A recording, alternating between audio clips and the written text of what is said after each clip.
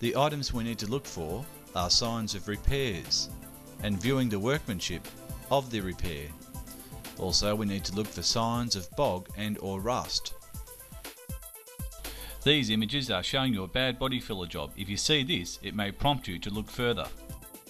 These brown spots are indicating that the vehicle has been welded from the inside of the guard.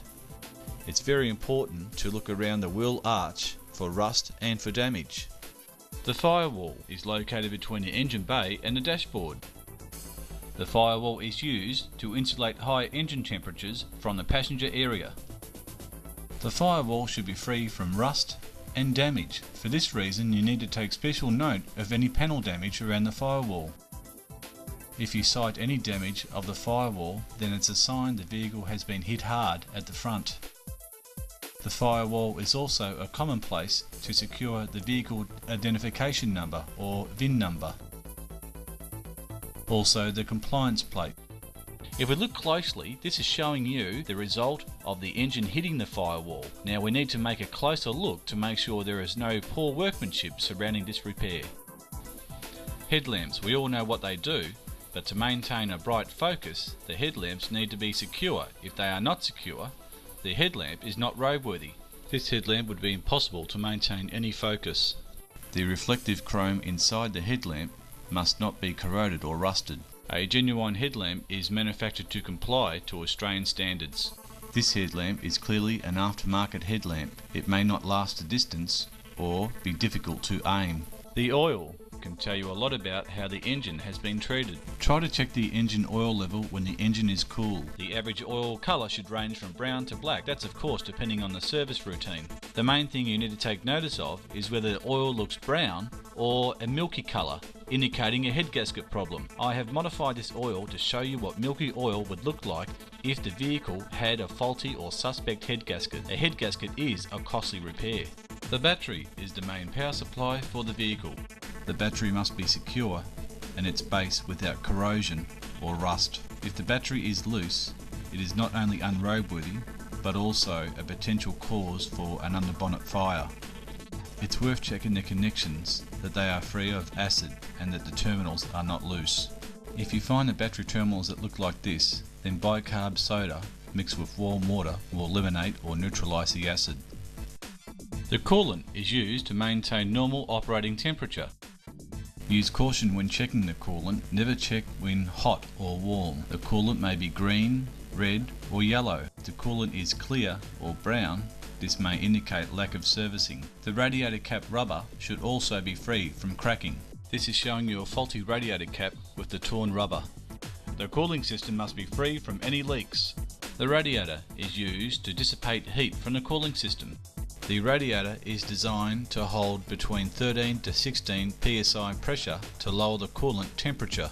This is why it's very important to check the radiator core condition. This is showing a core in very good condition. This is showing the radiator core in poor condition. A faulty radiator may cause the engine to overheat. This is to be avoided. Old radiator hoses may become brittle or swollen. When pinch testing the hose, if it becomes brittle, the hose will need to be replaced as soon as possible.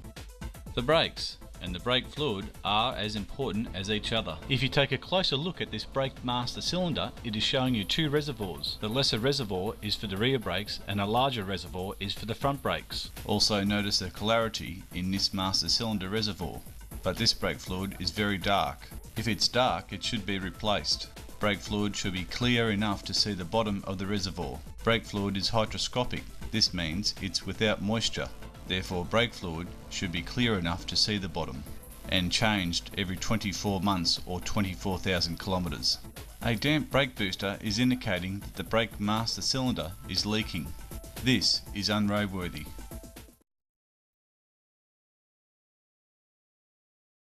Another most important check we need to make with the brake booster is turn the engine off and depress the brake pedal. We are listening for a vacuum noise as well as making sure that we still have power assistance for at least one application. This is a safety factor in all brake boosters. The air cleaner can tell you a few things about the engine condition. If the air cleaner assembly is dry, this is ideal.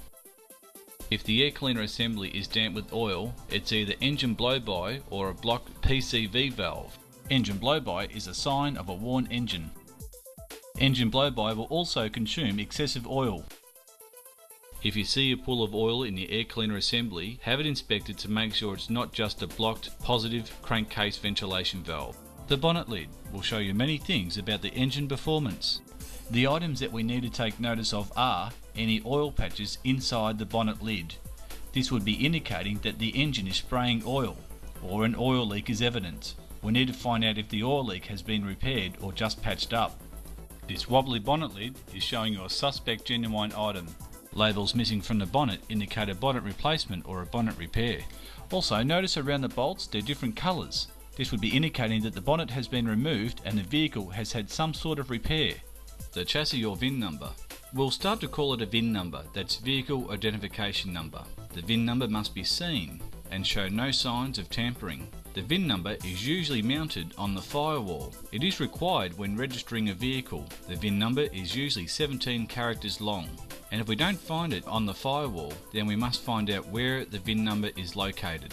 If it's missing completely, we need to find out why. Also, the VIN number should correspond with what's on the registration label. If we can't find the VIN number, then buying the vehicle is not recommended. When it comes to selling the vehicle, it might prove to be difficult to sell. Compliance plates. The vehicle you are buying should have one of the following three.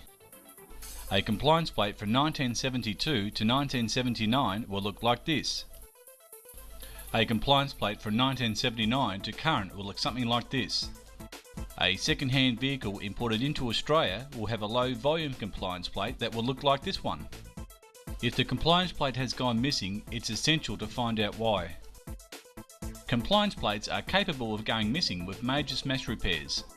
If any vehicle has a missing compliance plate, that vehicle may be difficult to sell or even re-register the engine number. In most cases, it should be easily seen and should not show any signs of tampering. The engine number should be written down if you intend to ring the security registry. Don't just rely upon the registration label for the engine number. You should see the engine number on the engine. If the vehicle has been fitted with a reconditioned engine, then the engine number should correspond with the registration papers. If the vehicle has the original engine, then the number may correspond with the VIN number.